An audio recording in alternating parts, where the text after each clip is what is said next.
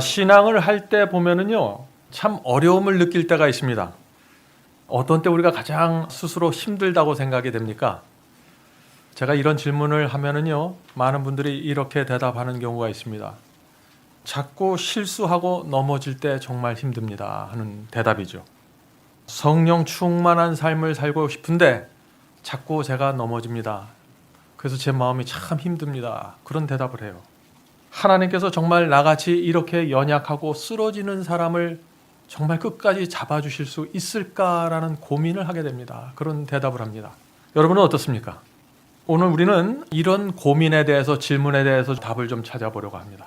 하나님께서 정말 끝까지 붙잡아 주시고 인도하시는 사람들은 어떤 종류의 사람들일까 하는 그런 문제 말이죠. 누가복음 13장을 보면은 예수께서 십자가 가기 전의 장면이 나옵니다. 제자들의 발을 씻기는 장면입니다. 그런데 왜 예수께서 십자가에 가시기 그 전에, 그 중요한 순간에 제자들을 모아놓고 그들의 발을 씻겨 주셨을까요? 그것은 참 흥미있는 장면입니다. 예수께서는 제자들과 3년 반을 지냈습니다.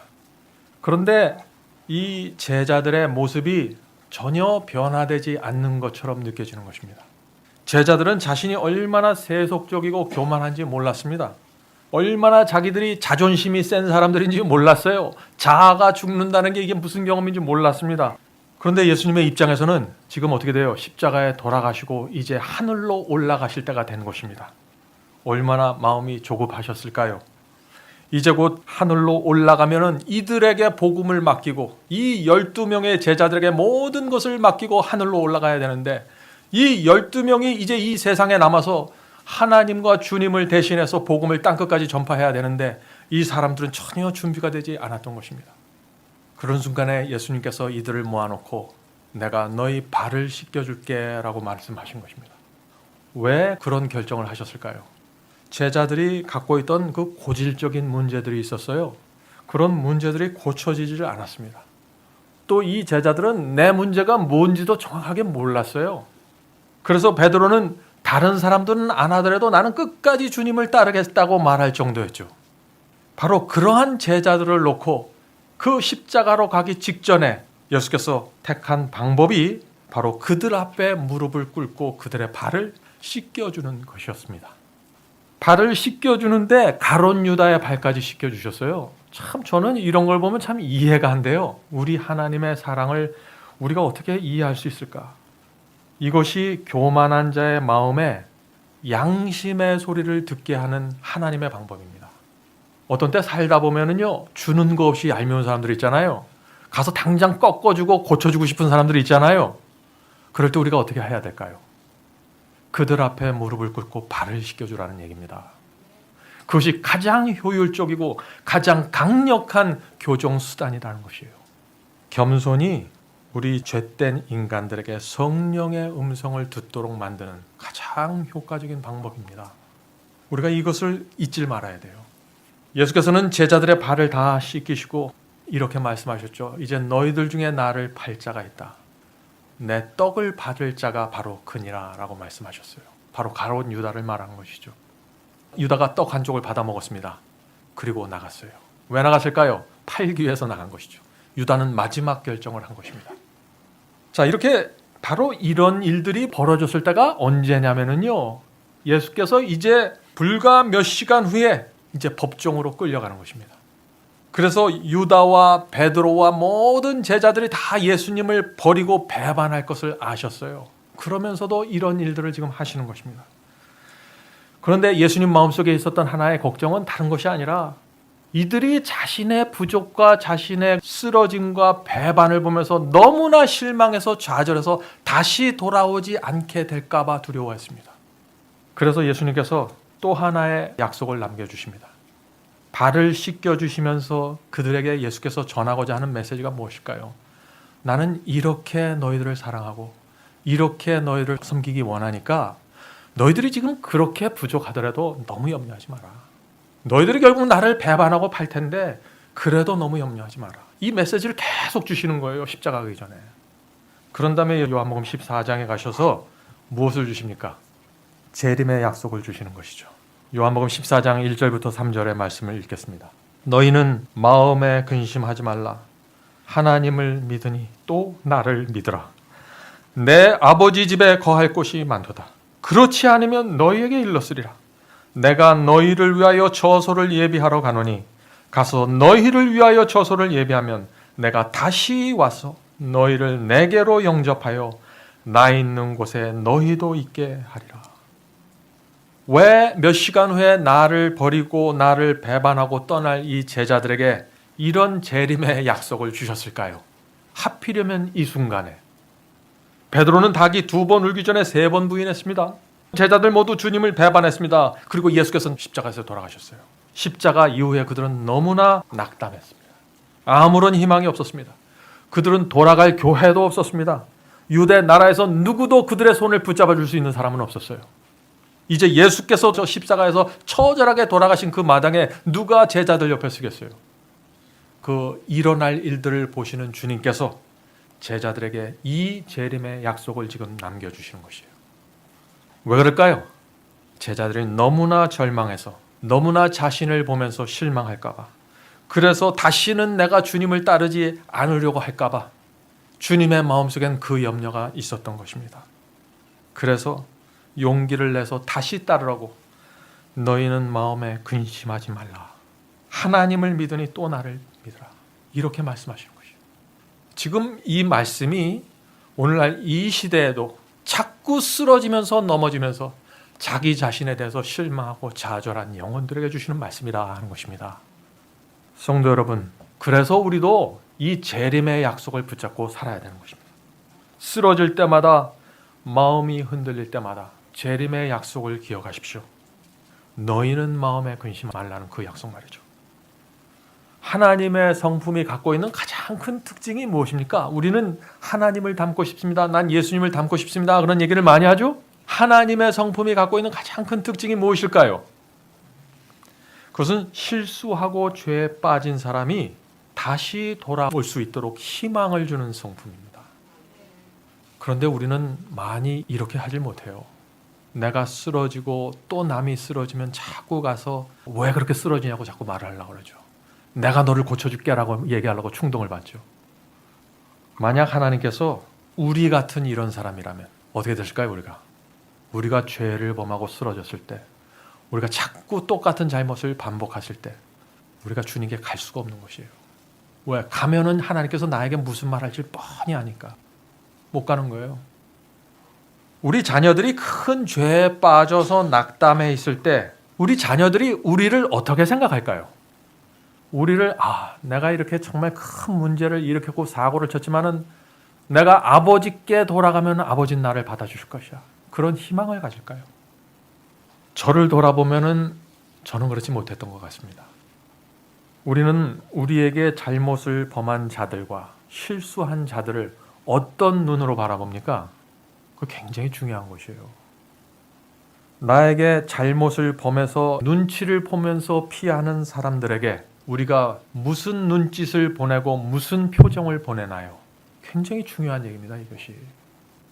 우리는 그런 분들에게 이렇게 말해야 됩니다. 이게 예수님의 성품이에요. 형제요, 걱정하지 마세요. 나는 괜찮습니다. 염려하지 마세요. 어서 형제가 일어나세요.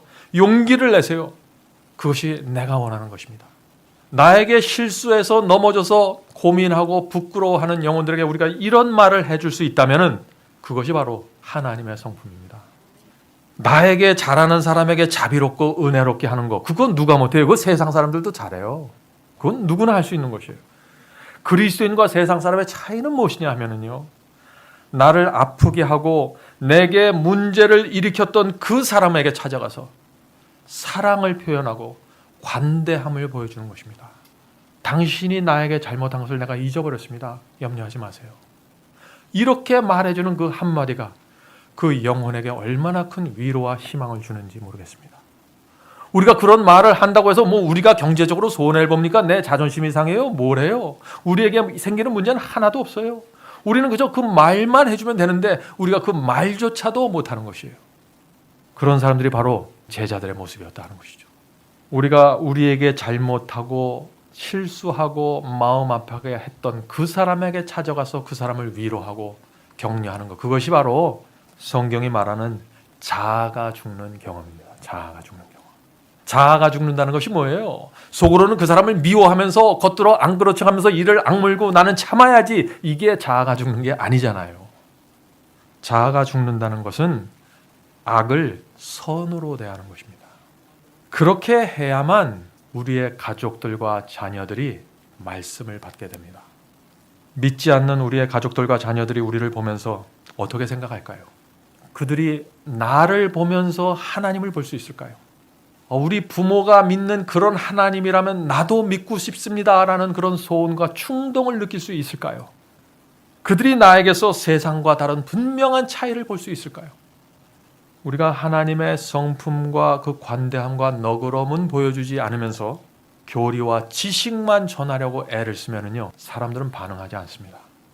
사람들은 그런 것들에 대해서 너무 지쳐 있어요, 오늘날. 성도 여러분, 요한복음 14장에 나오는 이 재림의 약속은 어떤 사람들을 위한 복음일까? 그것은 하늘 가는 길, 좁은 길을 가다가 넘어지고 자꾸 쓰러져서 스스로 고통당하는 사람들을 위한 복음입니다. 그 연약한 제자들과 같은 그런 사람들을 위한 복음이에요, 이게. 그런 사람들을 위해서 예수께서 주셨으니까. 우리는 죄를 범했을 때 주께서 우리를 팽개치는 분이 아니라는 사실을 이해해야 됩니다. 우리가 그래서 주님의 성품을 이해해야만 우리 마음속에 주님을 따라가면서 근심하지 않게 되는 것이죠. 우리는 그리스도의 등에 칼을 꽂았어요. 그런데 그분께서는 우리를 끝까지 붙잡아 주시고 용기를 주시는 분이십니다. 그리고 다시 일어설 수 있도록 우리에게 오시는 분이세요. 우리가 믿는 분이 이런 분이라는 것이에요. 그래서 예수께서 말씀하시길 뭐라 그랬어요? 너희는 마음에 근심하지 말라. 하나님을 믿으니 또 나를 믿으라. 이게 기가 막힌 말 아니에요? 이런 하나님이 성품 때문에 우리에게 소망이 있다는 것입니다. 우리에게 소망. 우리가 많이 의로워서 소망이 생기는 게 아니라 우리를 건지시고 용서하시는 하나님이 이런 분이기 때문에 소망이 있는 것이에요. 얼마나 감사합니까, 여러분들? 여러분들 감사하지 않습니까? 요한복음 14장 이 재림의 약속, 이것은 굉장히 중요한 말씀입니다. 저와 여러분 속에 하늘을 향해 가는 그 나그네가 쓰러지면서 넘어지면서 생기는 그 고통과 시련과 외로움이 없다면은 재림의 약속은 우리에게 무용지물입니다. 아무 소용이 없어요. 하늘 나그네로 받는 핍박과 손해와 고통이 있습니다. 우리가 비록 연약한 사람이지만 하늘을 향해서 나가기 때문에 받는 핍박과 고통과 외로움이 있다는 것이에요. 그것이 있어야 어떻게 해요? 이 재림의 약속이 우리에게 큰 소망이 된다는 것이에요. 내가 세상에서 마음대로 살고 있고 내가 내 멋대로 살고 있는데 이 재림의 약속이 나에게 무슨 소용이 있겠어요, 여러분들? 오늘날 그래서 많은 사람들이 그리스도의 재림에 대해서 들으면서도 마음에 감동이 생기지 않는 것입니다. 하늘을 위해서 내가 손해를 감수하지 않고 재림에 대해서 관심도 없고 기다리지 않는데 예수께서 너희는 마음에 근심하지 말라. 그러면 무슨 느낌이 들까요? 도대체 이게 무슨 말이지? 내가 뭐 근심하는 게 뭘 있다고? 내 아버지 집에 거할 곳이 많도다. 나는 뭐 가려고 생각도 안 하는데 왜 자꾸 집이 많다고 처소가 많다고 그럴 것일까? 우리가 아는 것처럼 제자들은요, 부족하고 실수가 많았던 사람들입니다. 그러나 제자들이 갖고 있었던 것은 특별했습니다. 뭐냐? 적어도 그들은 주님을 따르기 위해서 모든 것을 들였던 사람들입니다. 그거를 이해하셔야 돼요. 많은 사람들이 십자가 이전에 그들이 이렇게 잘못했고 이렇게 교만했고 이렇게 자기밖에 몰랐어, 서로 경쟁하고 다투해서 이런 말만 해요. 그것만 다가 아니에요. 제자들이 어떤 사람들이었습니까? 그들은 배를 팔았어요. 그물을 팔았던 사람들입니다. 집을 던졌어요. 주님을 따르기 위해서. 에? 그들은 주님을 따른다는 이유 때문에 그 당시 유대교회 지도자들로부터 따돌림을 받았던 사람들이에요. 교회에서 쫓겨났어요. 주께서는 바로 그런 사람들에게 너희는 마음에 근심하지 말라. 하나님을 믿으니 또 나를 믿으라고 말씀하시는 것이에요. 그러므로 이 재림의 약속은 모든 것을 버리고 주님을 따랐는데 자꾸 실수하고 넘어지는 내 연약함에 대해서 좌절하고 있는 사람들에게 주시는 약속이다 하는 것이에요. 여러분들 제자들의 심령이 마음에 와 닿습니까? 이 말씀은요, 적당히 살면서 구원받으려고 하는 그런 사람들을 위한 말씀이 아닌 것입니다. 이 재림의 약속이. 성도 여러분, 저와 여러분 속에 문제가 있고 부족함이 있습니다. 하나님의 성품을 충만하게 드러내지 못합니다. 그러나 염려하지 마십시오.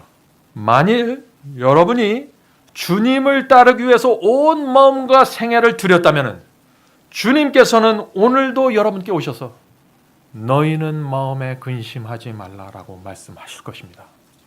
그것이 성경이 우리에게 주는 메시지예요. 저는 이 주님의 약속이 얼마나 감사한지 모르겠습니다. 주님을 따르기 위해서 희생과 고난과 핍박까지 감수하는 사람들은 그들이 비록 부족할지라도 하나님께서 그들을 끝까지 책임져 주신다는 것입니다. 그것이 우리가 제자들에게 보는 그 모습이에요. 여러분은 그것을 믿습니까?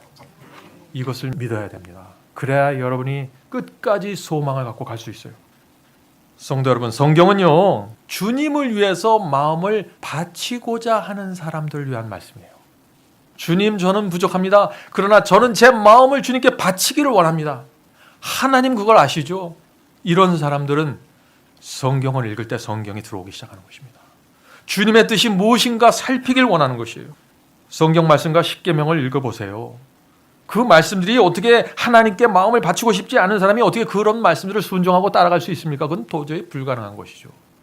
그건 비록 내가 부족할지라도 주님, 저는 주님을 따라가기 원합니다. 주님의 뜻이 무엇인가요?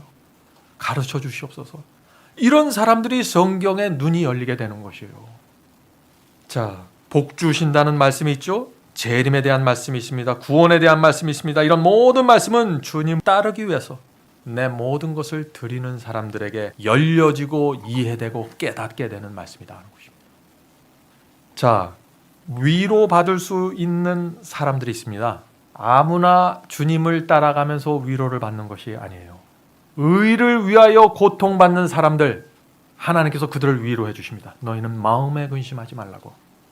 죄와 세속과 싸우다가 지쳐서 쓰러진 사람에게 주께서 오셔서 너희는 마음에 근심하지 말라.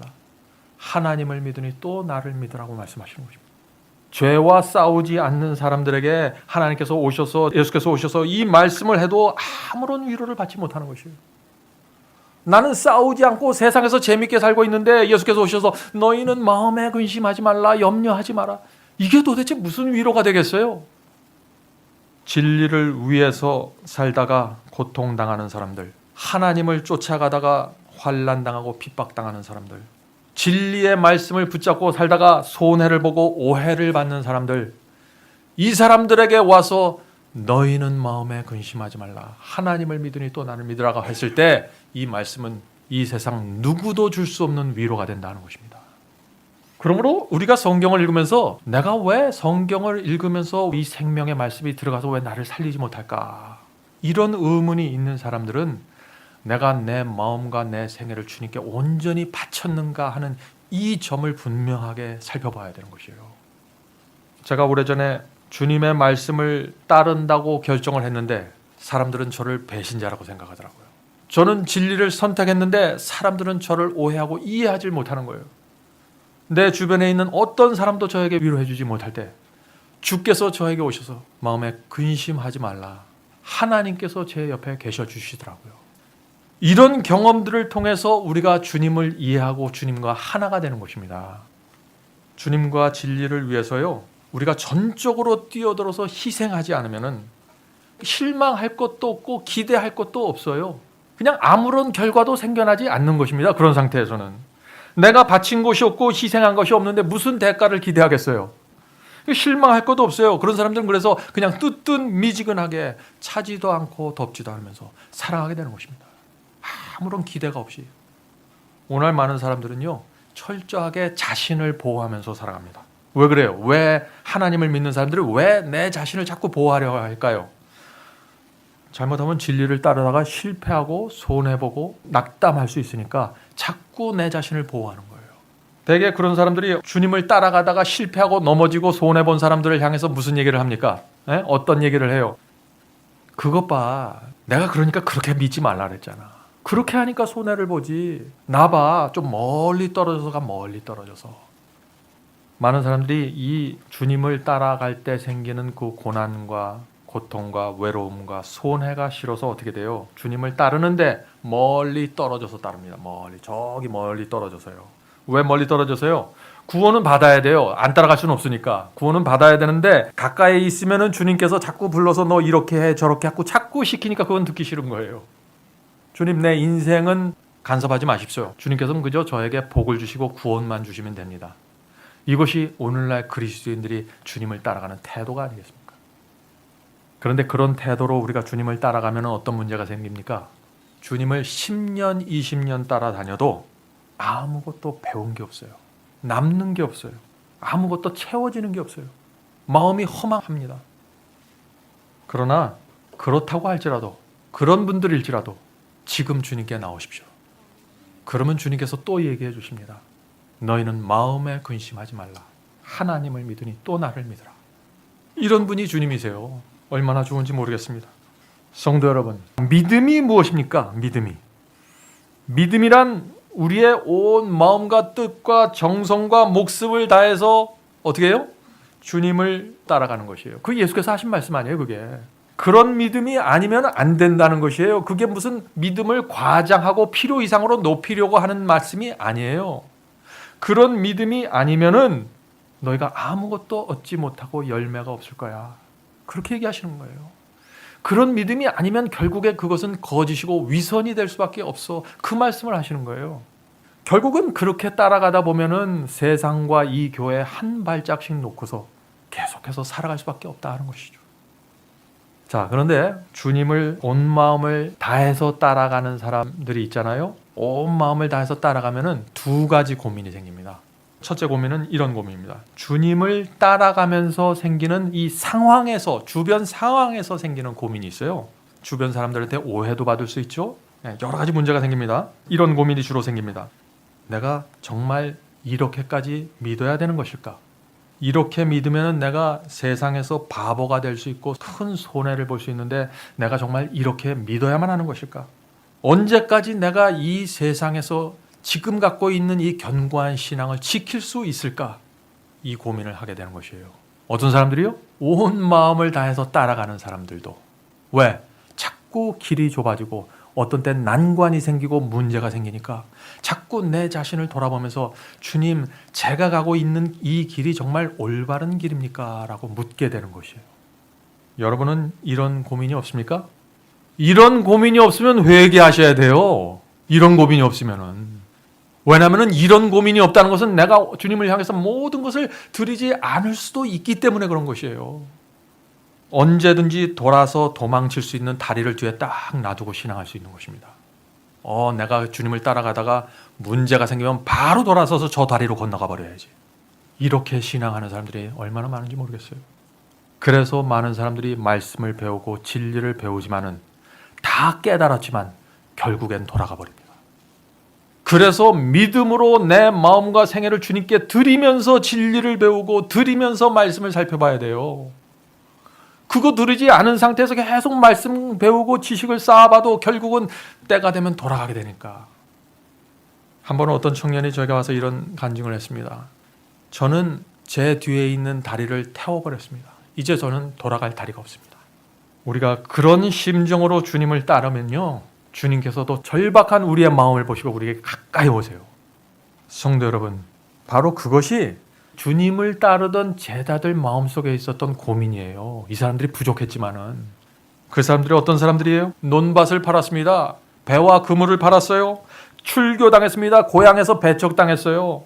그렇게 주님을 3년 이상 따라다녔어요. 그런데 남는 게 하나도 없는 거예요. 누구의 인정도 받지 못했어요. 이 제자들이 얼마나 고민이 컸을까요? 정말 내가 저분을 따라가는 게 맞아? 마음속에 이런 생각이 안 떠올랐겠어요? 그 상황에서. 예수께서는 빨리 유대의 왕으로 올라가서 우리를 좌의정 우의정 뭘 시켜줘야 되는데 지금 그런 생각은 전혀 안 하는 거예요. 예수님을 보면은 가끔 무슨 말을 해요? 나는 앞으로 고난의 잔을 마실 거야. 너희들이 지금은 내 곁에 있지만 내가 거기에 가면 너는 거기까지 따라오지 못해. 자꾸 이상한 암시를 주는 거예요. 옛날로 돌아갈 수 있는 다리도 다 끊어져서 지금 돌아가지도 못하는데 주님은 도대체 나보러 어떻게 하라고 자꾸 저런 말을 하실까? 그래서 예수께서 그들에게 찾아오셔서 걱정하지 마. 너희는 마음에 근심하지 마라. 하나님을 믿으니 또 나를 믿으라. 계속해서 메시지를 주는 거예요. 어떤 때는 그들 앞에 무릎 꿇고 앉아서 발을 씻겨줘요. 메시지예요. 너희는 마음에 근심하지 마라. 나는 너희를 섬길 거야. 끝까지. 조건이 있어요. 너희가 온 마음과 뜻과 정성을 다해서 나를 따라오기만 하면 난 끝까지 너희를 붙잡고 간다. 저도 이 제자들의 마음을 조금은 이해할 것 같습니다. 제가 미국에 있을 때요, 신앙대로 한번 살겠다고 모든 거 버리고 가방 2개만 가지고 한적한 곳에서 말씀만 보면서 살아보자 하고 생각했습니다. 근데 실제로 거길 가보니까 참 막막했어요. 살 길이 막막했습니다. 집사람에게서 아기가 나오는데 무엇을 해야 될지 모르겠어요. 이것도 직장도 없고 기도했지만 응답도 없어요. 제 마음속에 두려움이 있었습니다. 그때 제 마음속에 이런 고민이 생겼어요. 내가 언제까지 이런 신앙을 끌고 갈 수 있을까? 내가 언제까지 지금 갖고 있는 이 믿음을 가져갈 수 있을까? 도대체 나는 언제나 이 시골에서 안정된 직장을 가질 수 있을까? 하나님께서 이런 기도를 듣고 계시는 것입니다. 그때 제가 가장 힘들었던 것은 이런 불확실한 내 삶이 언제 끝날지 모른다는 것이에요. 한 1년만 하고 끝난다면 그거 왜 못 참겠어요? 근데 모르는 거예요, 이게. 많은 경우에 우리가 힘든 것은요, 우리의 고난과 시련이 언제 끝날지 모른다는 것입니다. 그래서 그런 고민에 빠져서 두려움에 떨 때, 떨면서 주님 앞에 엎드려 있을 때 주님께서 오셔서 너희는 마음에 근심하지 말라.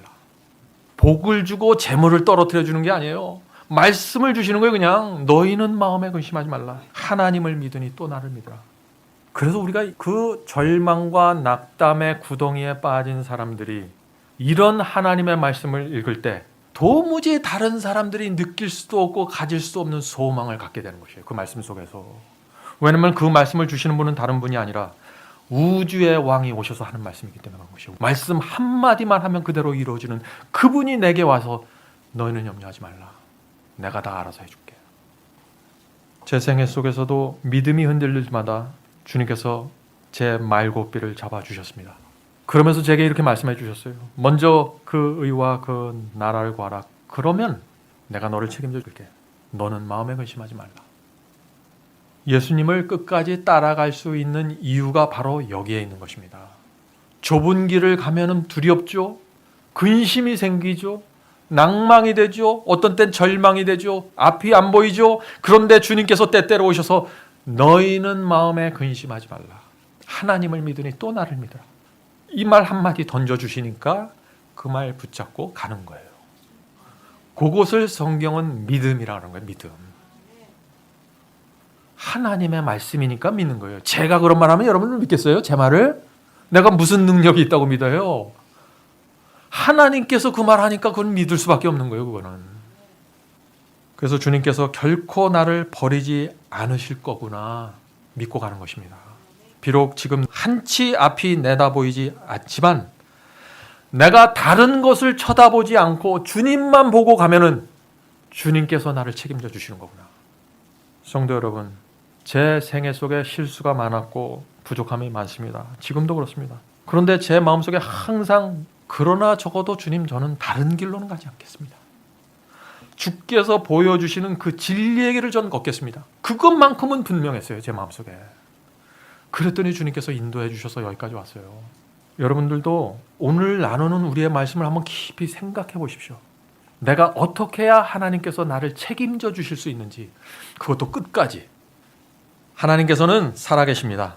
지금도 살아계셔서 우리를 인도해 주십니다. 자, 온 마음을 다해서 주님을 따를 때 생기는 두 번째 고민. 자, 두 가지 고민이 있다 그랬죠? 두 번째 고민은 자꾸 쓰러지고 넘어지고 내 부족함과 실수를 봅니다. 그래서 어떤 문제가 생기냐면 내가 내 자신에 대해서 실망해버려요. 이것이 첫 번째 고민보다 더 크더라고요, 저한테는. 경제적으로 어려울 때 생기는 고민, 그것도 큽니다. 여러 가지 상황이 불확실할 때 생기는 고민, 그것도 커요. 그러나 내가 내 자신에 대해서 실망했을 때, 그거는 도대체 뭐 어떻게 해야 될지 모르겠어요. 그 실망은. 다른 사람들이요, 나를 핍박하고 눈치 주고 구박하는 거 참을 수 있어요. 그런데 내가 내 자신을 학대하면은 그건 참 힘들어요. 아침에 기도하고 하루를 시작했는데 오후가 돼서 자꾸 육체적인 욕망에 시달리고 끌려다니는 것이에요. 성령으로 시작했는데 육체로 자꾸 끌려다니는 거예요. 그럴 때 저녁에 주님께 나가서 기도하면 어떻게 됩니까? 기도가 안 나와요. 왜요? 내가 내 자신에 실망했기 때문에. 나는 주님을 따르기 위해서 최선을 다했는데 큰 실수를 범했어요. 남들이 다 알아요. 너무나 창피해서 교회도 못 가요. 그럴 때 내가 내 자신에 대해서 얼마나 실망할까요? 나는 열심히 말씀에 순종하면서 사는데 자꾸 넘어져요. 하나님의 성품이 드러나지 않아요. 가족 속에서. 가족을 인도해야 되는데 가족 속에서 내 성품이 드러나지 않는 것이에요. 그래서 내 남편과 내 아내와 내 자녀가 나를 통해서 하나님을 보질 못해요. 그때 내가 얼마나 큰 실망에 빠질까요, 우리가? 여러분은 그런 경험 해보셨죠? 어떤 때는 내가 전도하라는 그 영혼 앞에서 내 이기심이 드러나고 내 못된 성격이 드러날 수가 있습니다. 그럴 때 얼마나 내가 내 자신에 대해서 실망할까요? 그런 상황에서 주님께서 또 오십니다. 너희는 마음에 근심하지 말라. 나도 있어 여기. 걱정하지 마. 내가 끝까지 너를 데리고 간다. 이 말씀이 우리 속에 복음이 되고 희망이 되려면 적어도 내 마음속에 붙잡고 있는 죄가 없어야 되는 것입니다. 내가 내 생애를 주님께 바쳐야 돼요. 내가 내 마음속에서 죄를 붙잡고 있고 내가 내 생애를 드리지 않고 여전히 내 계획대로 가고 있는데 이 말씀이 그렇게 큰 위로를 줄 수 있을까요? 그래서 우리가 우리 죄와 부족에 대해서 느끼고 절망 속에서 주저앉아서 울고 있을 때 주님께서 내게 오셔서 너무 근심하지 말라. 네가 갈 길이 또 있어. 내가 너에게 보여줄 섭리와 경험이 또 있어. 여기서 멈추는 게 아니야. 내 인도가. 좌절하지 마라. 우리가 이런 말씀을 듣고 살아야 돼요.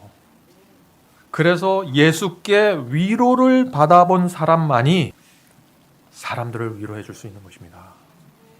우리가 하나님의 위로를 받질 못해요. 그래서 자꾸 남들의 잘못과 실수와 좌절을 볼 때 그 사람들의 심정을 헤아리질 못하는 것이에요. 그래서 내가 갖고 있는 잣대를 들이대고서 너 여기서 좀 부족하네. 다음부터 더 열심히 해. 자꾸 이렇게 하는 것이에요. 나도 모르게. 제자들이 재림의 약속을 들었을 때요. 전혀 준비가 되지 못한 상태였습니다. 까다롭고 너그럽지 못하고 자기는 엉터리면서 남들 잘못에 대해서는 정확하게 따지려고 하고 시기하고 질투하고 제자들 사이에 3년 동안 이런 일이 계속해서 이루어졌어요. 그런데 주님께서 그런 사람들에게 찾아가신 거예요. 저는 이런 주님의 모습을 볼 때마다 희망을 갖는 것입니다. 제가 오늘 이런 얘기를 왜 자꾸 되풀이 하나요? 다른 이유가 없습니다. 저는 여러분이 최선을 다해서 주님을 따르는 분들이라는 걸 제가 압니다. 그러나 실망하지 말라고 제가 이 말씀을 드리는 것이에요. 우리가 우리 자신에 대해서 말이죠. 한 번은 요한과 야고보의 어머니가 예수님을 찾아왔습니다. 왜 찾아왔습니까? 청탁하려고 찾아왔죠. 주님, 내가 모든 것을 바쳐서 이 아이를 길렀습니다. 내가 어떻게 기른 아이인데, 근데 주님, 나중에 주님이 왕이 되면은 잘 되면 우리 아이를 좀 잘 좀 봐주십시오. 그 부탁하려고 온 거예요. 근데 그 부탁을 받았을 때 주님은 어떤 입장에 있었을까요? 이제 십자가의 고난으로 가야 되는 것입니다. 이제 도무지 이 세상 사람들이 이해하지 못하는 그 피의 잔을 마셔야 되는 순간이에요. 근데 사람들은 옆에 와서 계속해서 청탁을 넣는 거예요. 주님 복 주세요. 내가 이게 필요합니다. 주님은 안중에도 없어요. 우리가 주님을 따를 때요. 주님을 좀 안중에 두고 따르세요. 주님이 지금 무슨 심정인지. 주님은 뭐 마음도 없습니까? 느낌도 없어요? 우리 주님은? 그냥 그게 아니잖아요. 그래서 많은 사람들이 지금도 똑같은 청탁을 하는 거죠. 하나님, 내 자식은 적어도 이 정도는 돼야 되잖아요. 제 얼굴이 있잖아요, 얼굴이. 주님, 좀 생각을 해주셔야지. 내 자식은 우리 교회 어떤 장로님 자녀만큼 그 정도는 돼야지 내가 얼굴을 들고 다닐 거 아닙니까? 지금 주님은 십자가로 가고 있는데 사람들은 계속 와서 이런 청탁을 하는 거예요. 복 주지 않으면 삐쳐가고 달아나고. 주님, 내 기도 응답 안 하시네. 정말 있는 거 맞아요? 자꾸 이렇게 하고. 우리는 자녀들이 영적으로 전혀 준비되지 않았는데 세상에서 성공하기를 바랄 수가 있는 것이에요. 우리 부모들이. 그것을 사랑이라고 얘기하죠, 우리가. 성도 여러분, 하나님께서는 지금 우리 자녀를 연단시키고 고난을 줘서 어떻게 해서든지 이 세상에서 꺼집어내려고 노력하고 계획하시는데 우리는 우리 자녀들을 데리고 가서 주님, 이 아이 성공시켜주세요. 이 정도까지는 끌어올려주세요. 계속 얘기하는 거예요. 하나님께서 그런 기도를 들으면서 어떻게 해야 될까요? 그런데 이 요한과 야고보 그 어머니의 청탁이 들어와자 이 제자들이 이걸 다 알았습니다. 결국에는 어떻게 돼요? 또 문제가 생기는 거죠. 우리 몰래 뒤로 저런 청탁을 해? 네가 의리 없이? 그런 모습을 다 지켜보고 있는 것입니다. 주님께서. 그런데 놀라운 거는요. 그런 제자들을 또 3년 끌고 다녀요. 참 나 같으면 오래전에 버렸을 것 같은데. 예수님이 어떤 분인지 우리가 잘 알아야 됩니다. 예수님이 도대체 어떤 분인지. 제자들은 완전하지 않았습니다. 실수와 연약함이 있었어요. 그러나 온 마음을 다해서 따랐습니다. 다른 거 쳐다보진 않았어요. 예수님을 따르면서 뒤로 가서 대제사장에게 여기서 실패하면 제가 여기 올 테니까 좀 잘 봐주십시오. 이런 식으로 하지 않았어요. 제자들은. 성품이 준비 안 된 거고 겸손하지 않고 여기저기 모난 데가 있어도 일편단심으로 갔습니다. 우리도 적어도 그것은 돼야 된다는 것이에요. 우리 성품이 부족할지라도. 유대교회에서 누가 제자들처럼 다 버리고 주님을 따랐습니까? 유대교회 전체에서. 제사장과 율법사와 교회 지도자들 중에 누가 공개적으로 앞에 나가서 주님을 시인하고 그분을 모셨어요? 아무도 없었습니다. 주님을 따라다니면서 그들은 욕을 먹었습니다. 제자들은 손가락질 밟고 교회에서 출교당하면서도 3년 동안 여전히 주님을 따랐어요. 그들은 주님을 따르기 위해서 가족들로부터 냉대까지 받았습니다. 바로 주님께서는 연약함을 보시지만 그들이 갖고 있는 또 다른 이 모습을 보시는 거예요. 저도 그래서 사람들을 볼 때 그렇게 보려고 노력합니다. 어떤 분들은 부족합니다. 그러나 그분이 주님께 나가고자 하는 그 온 마음을 밭에서 나가고자 하는 그 절박한 마음, 저는 그것을 보려고 노력합니다. 우리도 그렇게 해야 돼요. 그래야지 그 영혼을 포기하지 않습니다. 우리가. 하나님께서 어떤 사람들 속에 가능성을 보시고 기다려주시고 버리지 않는지 우리가 오늘 말씀을 통해서 그것을 확실하게 좀 깨달았으면 좋겠어요. 하나님께서는 제자들 버리지 않았죠. 오순절 성령을 받는 그 진정까지 제자들 데리고 갔습니다. 그리고 결국에는 하나님께서 주고자 하는 성령을 그들에게 퍼부어 주십니다. 마지막 시대 두 번째 오순절 성령이 옵니다. 그 두 번째 오순절 성령의 역사에 누가 참여하게 될까요? 우리가 볼 때는 다 부족하고 연약하고 쓰러지는 것 같은데 누가 그 성령의 역사에 참여하게 될까요? 제자들 같은 사람들이에요. 다른 데 보지 않는 사람들이에요. 오직 주님과 진리만을 보면서 가는 사람들입니다. 굉장히 중요한 개념이죠. 주님의 약속은 결국에는 이런 뜻입니다. 비록 너희가 지금은 부족하고 문제가 많지만 나는 너희의 헌신과 희생을 잊지 않을 것이다. 지금 너희가 함부로 말하고 여기저기 부족하고 모난 것이 많게 보이지만 그러나 내가 십자가에서 피를 흘리고 죽으면 그 피가 너희를 성화시키고 거룩하게 할 거야. 내 죽음과 피를 너희가 보면서 너희는 죽고 싶을 만큼 괴롭겠지만은 성령께서 너희 속에 빚진 자의 심령을 줄 것이고 하늘을 향한 충성을 마음에 새겨줄 것이야. 그러므로 너희가 아무리 부족해도 지금 너희를 바라보는 내 마음 속에는 평안이 있다. 그러므로 자녀들아 마음에 근심하지 말아라. 하나님을 믿으니 또 나를 믿으라. 이것이 재림의 약속 속에 포함되어 있는 하나님의 마음입니다. 하나님의 마음. 여러분은 지금 어떤 근심을 갖고 계십니까? 내 그 이기적인 마음이 튀어나올 때, 성급함이 튀어나올 때, 빨리 정죄하는 그런 경향이 튀어나올 때 여러분들은 밤에 가서 기도하실 거예요. 어떤 땐 눈물을 흘리면서 주님 왜 내가 이것밖에 안 됩니까? 괴로워하실 것입니다. 그런 걱정하지 마십시오.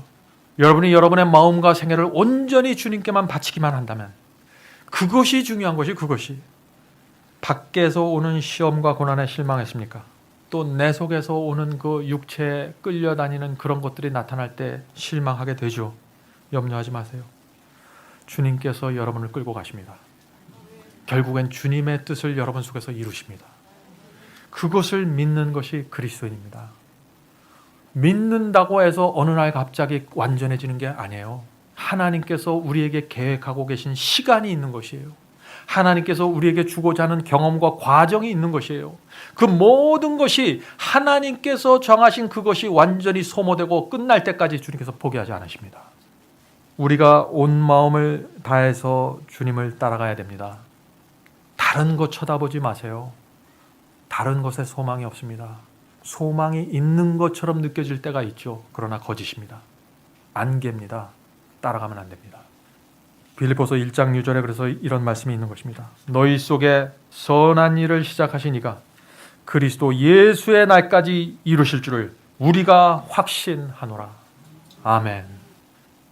자, 예수께서 말씀하셨어요. 너희는 마음에 근심하지 말라라고 말씀하신 다음에 2절부터 어떤 말씀을 하시나 이런 말씀이 나오는 것입니다. 내 아버지 집에 거할 곳이 많도다. 그러지 아니하면 너에게 일렀으리라. 내가 너희를 위하여 처소를 예비하러 가노니 가서 너희를 위하여 처소를 예비하면 내가 다시 와서 너희를 내게로 영접하여 나 있는 곳에 너희도 있게 하리라. 자, 이 말씀을 보면 어떻게 돼요? 하늘로 승천하신 주님과 우리가 함께 있을 때가 언제죠? 예수께서 하늘로 올라가셔서 처소를 다 마련하시고 예비하면 다시 오신다 그랬죠? 하늘에서부터 우리에게.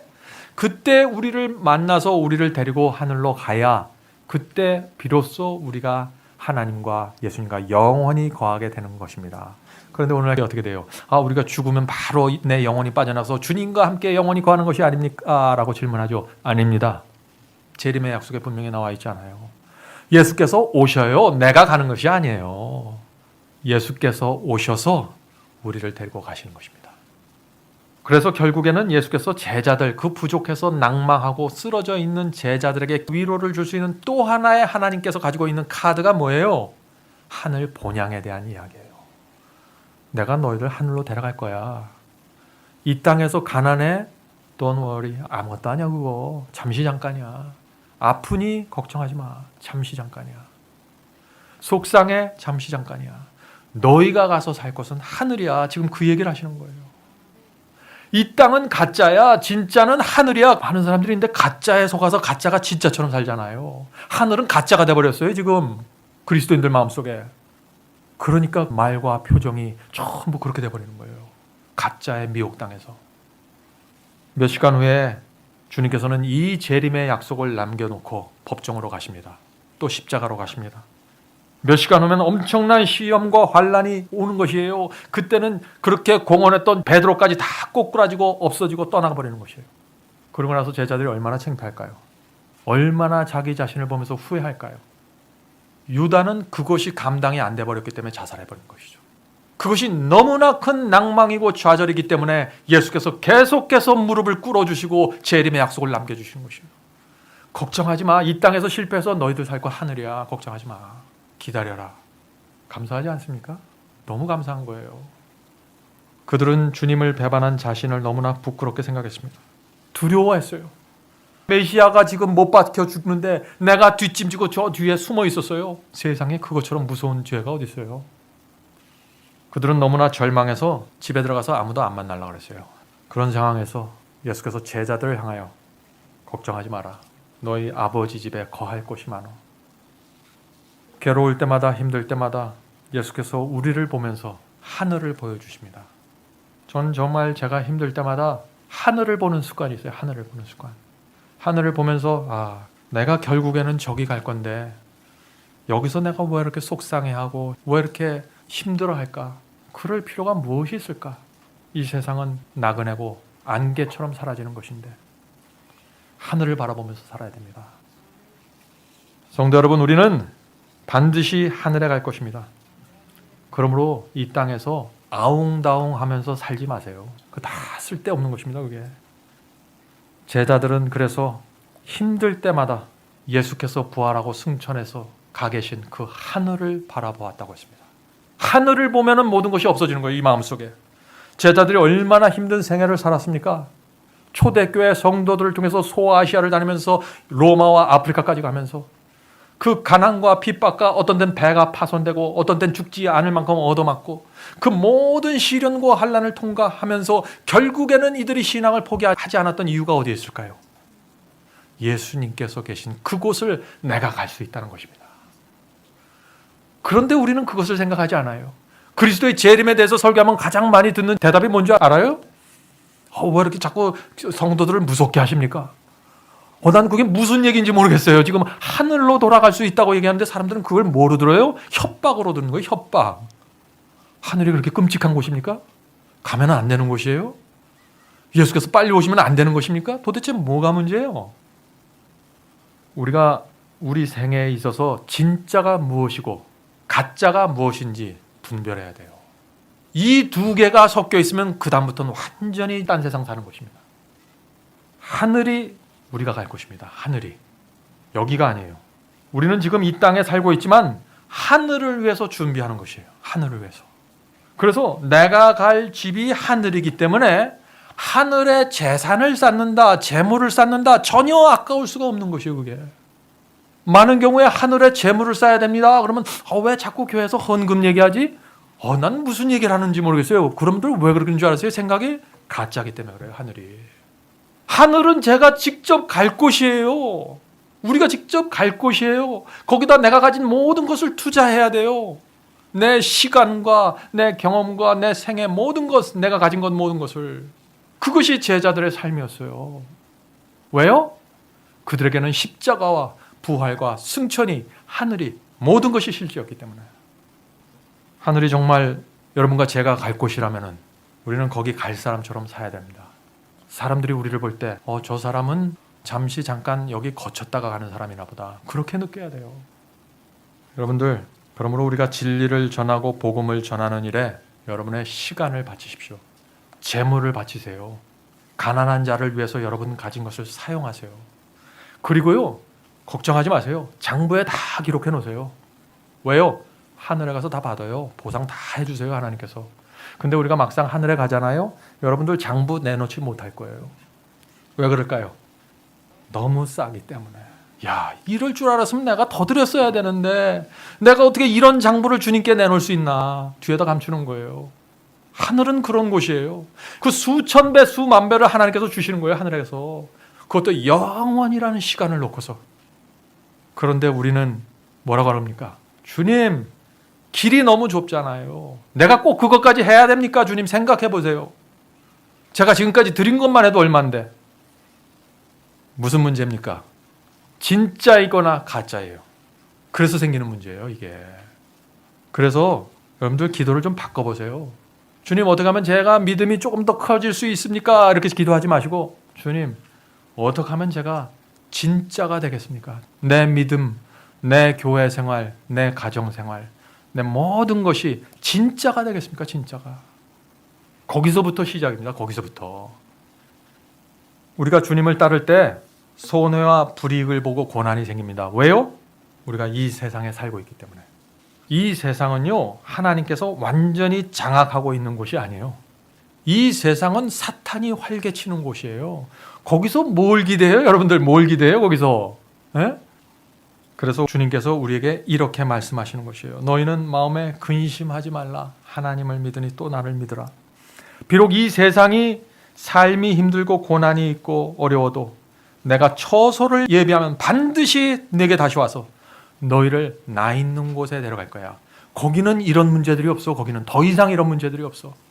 거기는 슬픔도 없고 병도 없고 죽음도 없고 사망도 없는 곳이야. 그때까지만 참고 견뎌라. 우리가 참을 수 있습니까? 넉넉히 참아야죠. 성경은 겨우 이길 수 있다 얘기 안 하죠. 넉넉히 이기리라. 왜요? 하나님께서 우리를 위해서 예비하신 것이 너무나 커요. 하나님께서 우리를 섬겼던 그 하나님의 사랑이 너무나 큽니다. 하나님께서 우리에게 주신 것이 너무나 커요. 왜 우리가 그것을 붙들고 있으면서 또 다른 어떤 것을 보면서 시험을 받아야 할까요? 그렇게 되면 안 되지 않습니까, 여러분들? 저는 온 마음을 다해서 우리가 이 말씀 속으로 들어가길 원합니다. 그것이 제 소원입니다. 제 소원. 성도 여러분, 우리의 소망은 하늘입니다. 이곳이 아닙니다. 다른 사람이 나를 어떻게 생각하든지, 이 세상 사람들이 나를 어떻게 취급하든지, 무슨 일이 생기든지 신경 쓸 필요가 없습니다. 중요한 것은 하나님께서 나를 어떻게 보시는가요? 하나님께서. 많은 경우에 우리가 하나님의 눈은 두려워하지 않고 사람의 눈이 두려워서 살고 있어요. 그러니까 우리가 하나님께로부터 받을 것이 없는 거예요. 받을 것이. 밤에 뛰는 사람들이 있습니다. 마라톤이 정말 힘든 운동이죠. 그런데 밤에 마라톤 하는 사람들이 있다고 그래요. 근데 이 밤에 마라톤을 하면 무엇이 가장 힘들까요? 자기가 얼마나 뛰었는지 잘 몰라요. 어둡기 때문에 자기가 지금 어디에 와 있는지 몰라요. 자기가 지친 거밖에 몰라요. 내가 굉장히 지쳐있다 이거밖에 못 느껴요. 얼만큼 남아있는지를 모르기 때문에. 그래서 낮에는 마라톤을 뛰면 끝까지 충분히 뛸 수 있는 사람도 밤에 똑같은 거리를 가라 그러면 못 가버리는 거예요. 중간에서 다 포기합니다. 너무 힘들다고 하면서.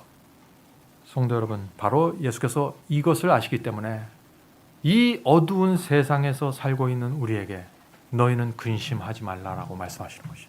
하나님께서는 우리가 가야 할 목적지를 분명하게 주셨습니다. 우리에게 무엇을 보며 어디로 가야 한다고 말씀해 주셨어요. 그렇게 하면 되는 것이에요, 우리가. 예? 그러면은 나머지는 주님께서 책임져 주시겠다는 것이에요. 예수께서 오셔서 지치지 말라, 포기하지 말라고 말씀하십니다. 자, 이제 말씀을 좀 정리하고 마치도록 하겠습니다. 끝까지 뛸 수 있는 사람들이 있습니다. 끝까지 뛸 수 있는 사람들. 우리는 지금 하늘을 향해서 뛰고 있죠. 그런데 바울은요, 어떻게 뛰는 사람이 끝까지 뛸 것이다 라고 가르쳐줬어요. 그 말씀이 어디에 있습니까? 히브리서 12장 1절에 있습니다. 이러므로 우리에게 구름같이 허다한 증인들이 있으니 모든 무거운 것과 얽매이기 쉬운 죄를 어떻게 하고요? 죄를 벗어버리고 인내로써 우리 앞에 당한 경주를 하며. 자, 여기 두 사람이 있잖아요. 짐을 잔뜩 맨 여인이 있습니다. 또 한쪽에선 짐이 전혀 없이 가볍게 가고 있습니다. 어떤 사람들이 완주할까요? 벌써 표정이 다르죠? 우리들이 하늘을 향해서 뛰어가는 모습을 하늘의 천사들이 지켜보고 있다고 그랬어요. 천사들이 무엇을 지켜볼까요? 무엇을? 짐을 버리는지 지켜보는 거예요. 짐을 버리는지. 저 사람이 정말 짐을 버리나? 짐을 안 버리면 못 가는데, 얽매이기 쉬운 죄를 벗어버리지 않으면 못 가는데 저 영혼들이 과연 그것을 버릴까 지켜보고 있는 것이에요. 그러므로 우리는 우리를 힘들게 하는 짐들, 자존심 버리셔야 됩니다. 자존심 참 우리 힘들게 하잖아요. 자, 내려놓으셔야 돼요. 죄, 얽매이기 쉬운 죄들, 우리가 넘어지는 죄들이요, 큰 죄들이 아니에요. 아주 얽매이기 쉬운 잔잔한 것들이 있어요. 여러분들 그것들을 정리하셔야 돼요. 주님 앞에 나가서. 하늘에 소망을 둔 사람들, 끝까지 완주하기 원하는 사람들은 짐을 버리게 됩니다. 근데 내가 끝까지 갈 생각이 없거나 그런 거 전혀 생각하지 않는 사람들은 짐을 놓질 않아요. 왜요? 목적이 없어요. 가야 할 곳이 없어요. 이 짐을 끌고 가도 내가 갈 수 있는 만큼만 가면 됩니다. 거기서 그냥 포기하면 되니까. 그러나 내 마음속에 주님, 저는 주께서 오실 때까지 완주하겠습니다 라고 목적을 정해버리면 그때부터는 빨리빨리 짐을 버리기 시작하는 것입니다. 그래서 내가 지금 짐을 버리는 그 속도와 태도 그 자체가 여러분의 신앙을 말하고 있는 것이에요. 성도 여러분, 우리는 하늘집을 바라보면서 살아갑시다. 그래야만 우리가 짐을 버리게 됩니다. 하늘을 바라보아야만 세상을 버리게 되는 것이에요. 하나님께서 우리 모두를 인도하셔서 정말 주께서 오시는 그날까지 우리를 포기하지 않으시고 끝까지 붙잡고 가실 수 있도록 우리가 이제는 좀 도와드리게 되기를 제가 간절히 바랍니다.